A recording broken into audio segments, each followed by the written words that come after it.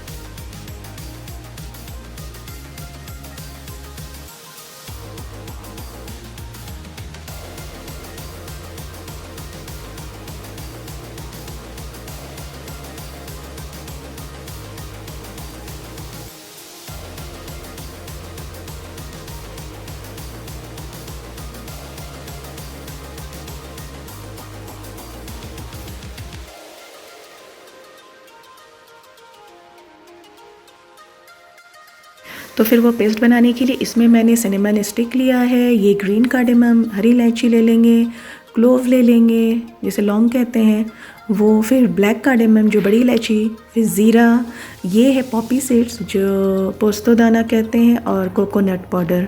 और ये सबको अच्छे से, ब्लैक पेपर, ये सबको मिला के एक पेस्ट बना लेंगे। और वो पेस्ट को मैं इस मटन के अंदर मिक्स कर रही हूँ क्योंकि मैं मटन पुलाव बना रही हूँ तो उसके अंदर ये बहुत ही अच्छा टेस्ट आता है। तो बस अब इसे मिक्स करके बिल्कुल अच्छी तरह से भून लेंगे।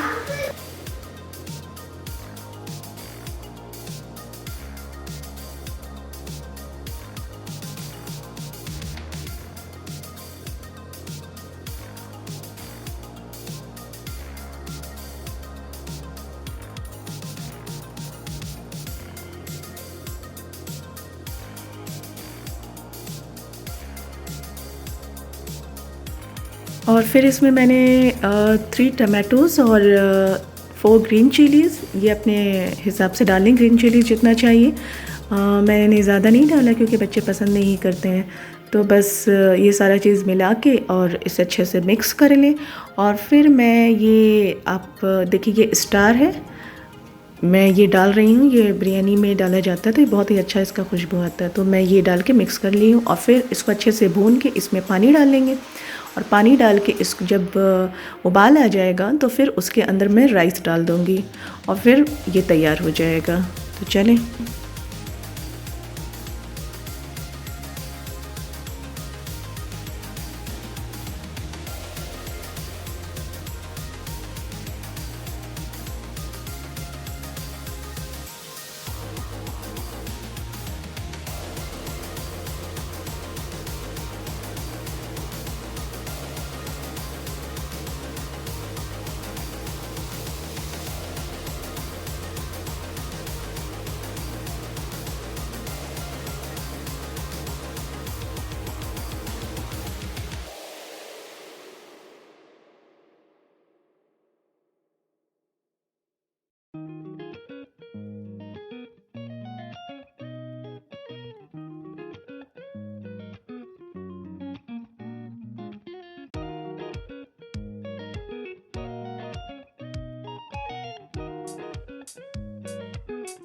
और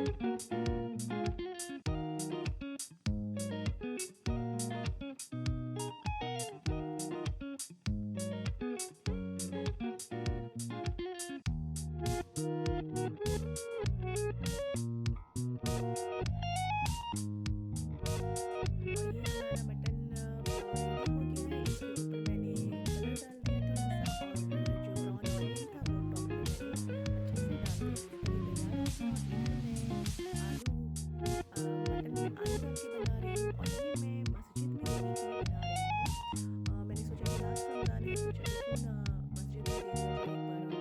तो फिर मैं ये मस्जिद के लिए बना रही हूँ। इसमें मैं इतने बड़े पॉट में बना रही हूँ, मैं आपको इसमें मेज़रमेंट नहीं बना रही हूँ, बहुत ज़्यादा है तो, और जल्दी जल्दी काम करना है तो बस मुझे लगा कि जल्दी से बना के और दे दिया जाए। और मैंने इफ़्तार पहले ही तैयार करके रख चुकी हूँ, तो वो इफ़्तार ये लेके चले जाएंगे। तो इफ़्तार टाइम में ही ये दोनों खाना भी मैं वहीं भिजा दूँगी। तो बस उसमें भी मैंने जो मटन सिंपल मटन है, बस उसमें मैंने अदरक लहसुन का पेस्ट डाला है और जितने मसाले आते हैं वो डाल के, और फिर उसमें पोटैटो डाल के पानी डाल दिया। तो बस वो तैयार हो गए। और यहाँ पर मैं स्प्रिंग रोल बना रही हूँ, इफ़्तार की तैयारी करवा रही हूँ। तो बस जल्दी जल्दी से काम फिनिश करना था, तो बस रेडी हो चुका है।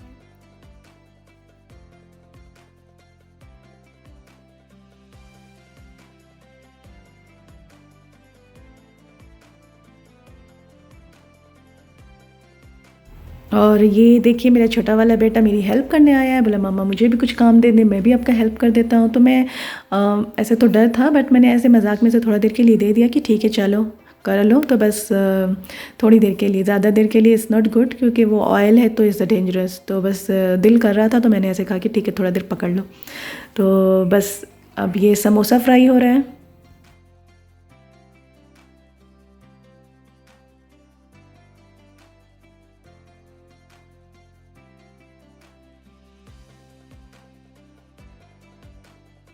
ये मटन पुलाव रेडी हो गया है। एक्चुअली मैं बहुत दिन के बाद इस तरह से बनाई हूँ पानी डाल के, अदरवाइज़ मैं तह वाला बिरयानी बनाती हूँ। बट जब मेरी शादी हुई थी ना, तो जब मैं न्यू यहाँ आई थी तो मुझे इसी तरह का आता था, और मैं इसे ही बिरयानी कहती थी। मुझे नहीं पता था कि इसे पुलाव कहते हैं, मुझे पता था कि ये बिरयानी, और मैं ऐसे ही बनाती थी कि हमारे घर में ऐसे ही बनता था।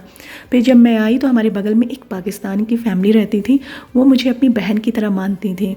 तो उन्हें उनके हाथ की पहली बार मैंने बिरयानी खाई थी, उन्होंने बहुत अच्छा बनाया, बहुत अच्छा बिरयानी क्या, वो हर खाना बहुत अच्छा बनाती थी।